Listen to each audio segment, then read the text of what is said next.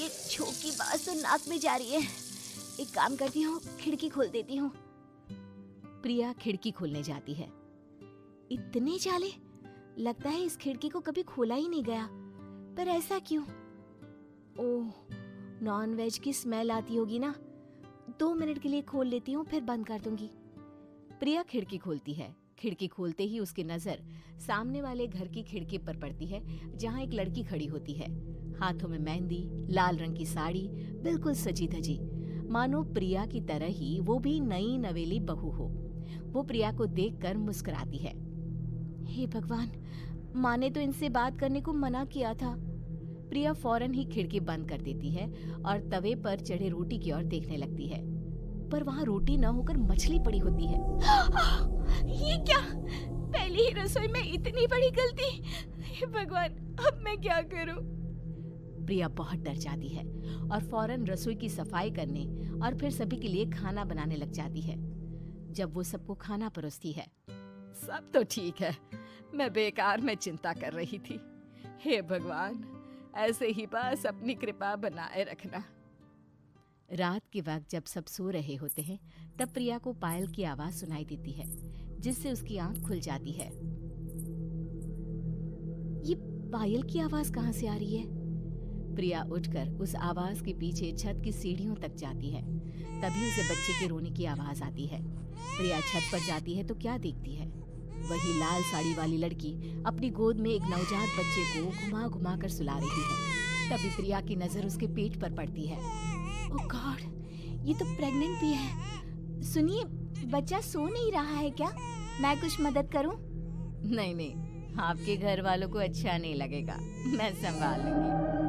स्नेहा की गोद से बच्चा हाथ मारकर प्रिया की गोद में आने को छटपटाने लगता है। दोनों घर अगल बगल में बने होने के कारण प्रिया उस बच्चे को गोद में ले लेती है। प्रिया के पास आते ही वो सो जाता है। बच्चे का वो स्पर्श रात भर प्रिया भूल नहीं पाती और अगली सुबह वो छत पर कपड़े सुखा रही होती है। तभी उसे एक औरत इशारा करके बुलाती है। स्नेहा कह रही थी बाबू तुम्हारी गोद में आते ही सो गया। मैं गौरी, स्नेहा की माँ हूँ। बहू, घर आना, बाबू को खिला भी लेना।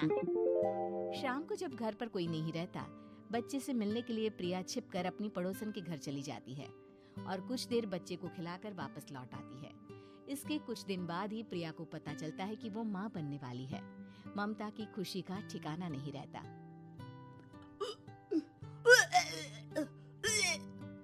माँ जी, पता नहीं क्यों उल्टी आ रही है। प्रिया भागती हुई वॉशरूम में जाती है तो हरे और लाल रंग की उल्टी करती है। उस उल्टी में से कीड़े निकलते हैं। ये क्या? खून और ये कीड़े! माँ! माँ! प्रिया की आवाज सुनकर ममता दौड़ कर आती है, पर बेसिन में कुछ नहीं होता। प्रिया हक्की बक्की रह जाती है। ये सब क्या हो रहा है? प्रिया घबरा जाती है और अपने कमरे में जाकर सो जाती है। डर के कारण वो इतनी थक जाती है कि उसकी आंख लग जाती है। तब उसे ऐसा लगता है उसके पेट पर मानो कोई बैठा हुआ हो। कौन हो? प्रिया के पेट पर एक 5 महीने की बच्ची बैठी हुई थी, जो बुरी तरह जली हुई थी। माँ, तुम ही मुझे लाई ना अपने पेट में? मैं तुम्हारी माँ नहीं हूँ। कौन हो तुम?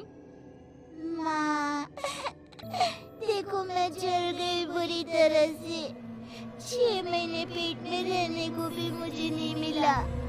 सहला दो ना माँ। बचाओ! बचाओ! माँ! ममता दौड़कर कमरे में आती है। प्रिया की बातें सुनकर वो सब समझ जाती है। तू कहीं बगल वाले घर में तो नहीं जाकर आई ना बहू? मुझे माफ कर दो, मैं गई थी माँ। उस घर में सब मरे हुए हैं बहू। कई साल पहले स्नेहा उस घर में बहू बनकर आई थी। कुछ ही दिन में वो एक बच्चे को जन्म देने वाली थी।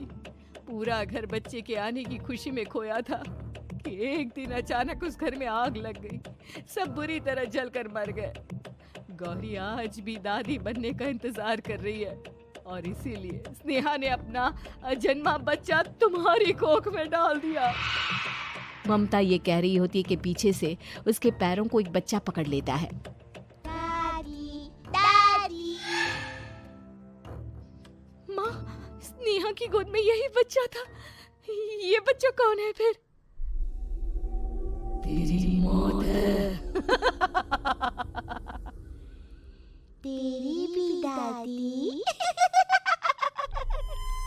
जिस चीज का ममता को डर था वही हो गया। ममता निवास के ऊपर मौत ने चादर बिछा दी थी। प्रिया का पेट ऐसे बढ़ जाता है मानो 9 महीने का हो। 2 हाथ उसके पेट से बाहर निकलते हैं। बहू, संतोष को फोन कर, किसी पंडित जी को बुला बहू। प्रिया का पति भागता हुआ घर आता है। ये तो होना ही था माँ।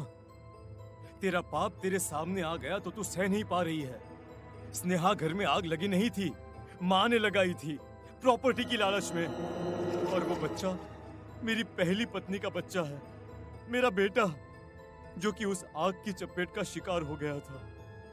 मैंने तुमसे ये सब माँ के कहने पर छुपाया था। मुझे माफ कर दो प्रिया।